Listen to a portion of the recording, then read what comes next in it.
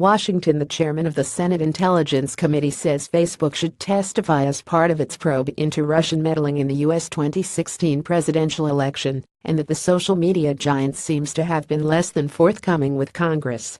Senator Richard Burr, North Carolina, said Tuesday that committee members agreed the panel should hold a public hearing after it was revealed earlier this month that hundreds of phony Facebook accounts, likely run from Russia, spent about $100,000 on ads aimed at stirring up divisive issues such as gun control and race relations during the 2016 campaign.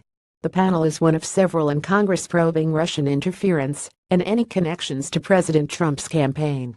Facebook seems to have been less than forthcoming on potentially how they were used, Burr said, adding that it's just a question of when and potentially the scope of what that hearing would be. Facebook has briefed members of Congress and also provided the ads and other information to Robert Mueller, the special counsel in charge of the Russia investigation, the company said. In all, the accounts purchased some 3,000 ads between June 2015 and May 2017.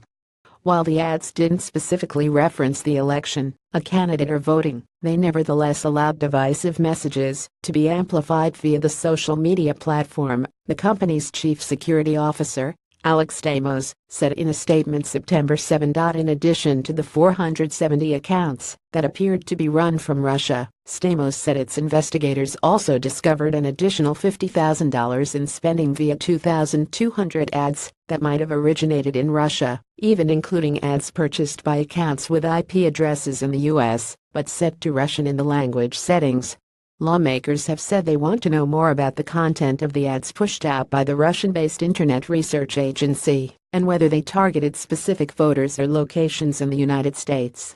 The company has come under intense pressure since the election to curb the flow of false information. After the election, it updated its advertising policy to say it won't run spots that are illegal, misleading or deceptive, which includes fake news. How Facebook and Google served up ads for racists and anti-Semites. Burr said a hearing could likely involve Twitter and other social media companies as well. He said the panel hasn't yet issued any invitations, but a hearing would be this fall. Asked if he expected Facebook to be open to a public hearing, Burr said the company has expressed they don't have anything to hide, so a public hearing would be very appropriate.